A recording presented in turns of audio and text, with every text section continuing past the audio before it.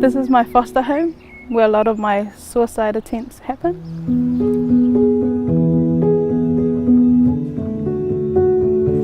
This is the carport where I tried to commit suicide, and obviously I'm still standing today. Yeah.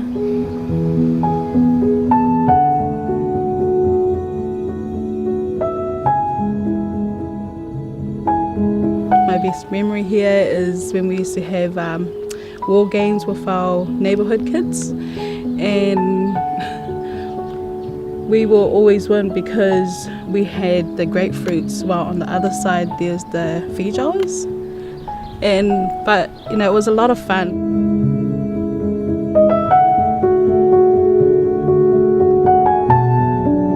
My mum had a really loud Honda Prelude, a red one, and literally we could hear it from up the road before it comes into our driveway.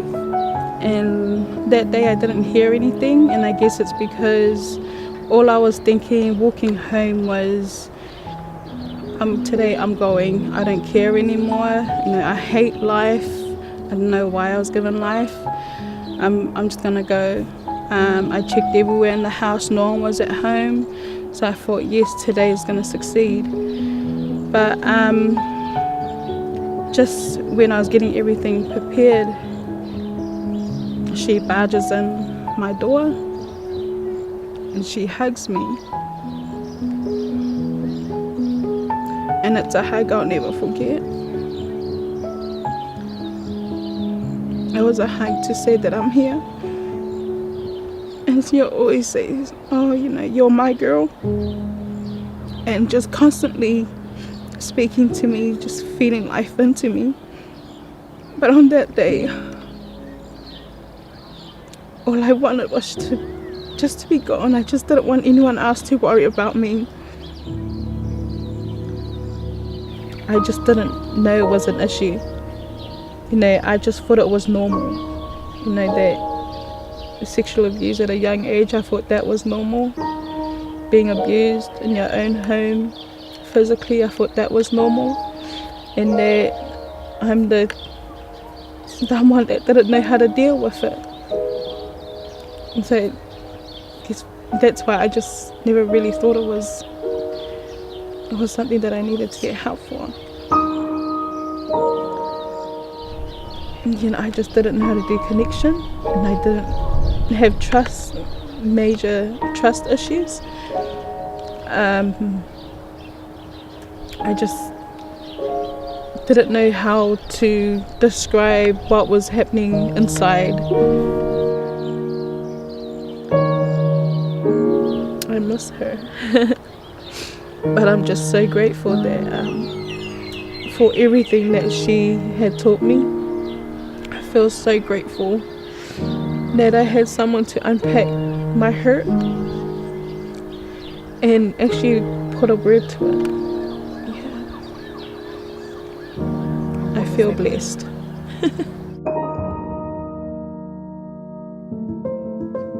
I've attempted, I've lost count. Lost count of how many times I tried to see Jesus early.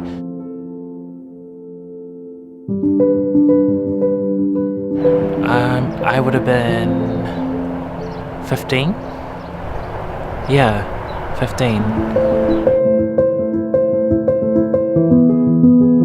Dad was saying, oh, you're too old to have thoughts like that.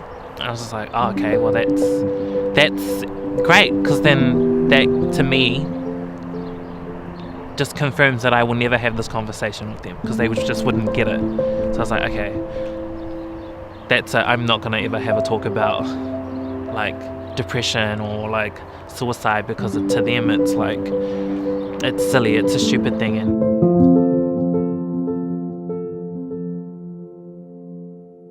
And as Pacific Islanders, we're always told, what happens at home stays at home. You don't take your drama out, you don't go talk about it. No one would want to communicate or express their feelings, especially if you're being mocked about it.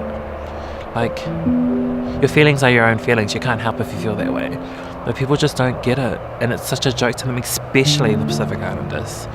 It's because they don't believe in mental health. They believe in getting hidings. My car is, to me, my sanctuary. It's my go-to. It's my safe haven. I think it's because I have it's the one place I know I have control of because it's my own car, because it's I bought it with my own money. It's not my parents' car. It's not like I took a loan or anything. I paid it all off. Sometimes I like to park up in my own driveway and sleep in my car or my cousin's driveway. In my car, I'm just I get to go around and move everywhere, but I'm also hidden and away from everybody, so it's just no one can find me because I will choose to drive to Hamilton for ice cream. Being Pacific and being trans or gay, there's so much more weight to that, and I think it's because as Pacific Islanders, we're so ridden on religion and religion, and then at home religion and church and culture, and it's you have to be this, you have to do that.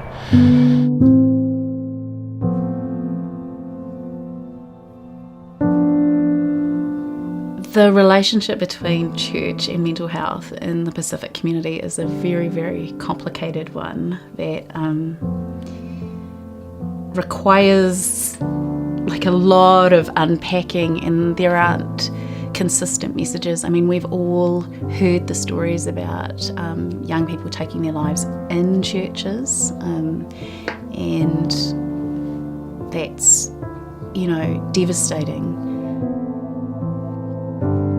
Christianity has turned that into puke te volo, or a curse. Actually, even just the idea of a curse is very unhelpful. So you rock up as a Tongan person and try and explain to the mental health practitioner in front of them that it's a curse, and they see that as incredibly unhelpful. And I think sometimes it's just the languaging.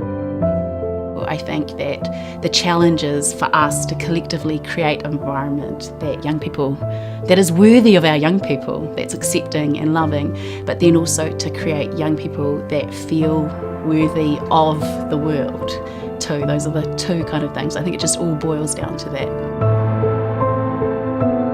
It's a hard time to grow up for our Pacific young people. And if we can accept that and accept them, kind of come as you are, who you are, and just try and create loving relationships, that's the best suicide prevention that is available, really.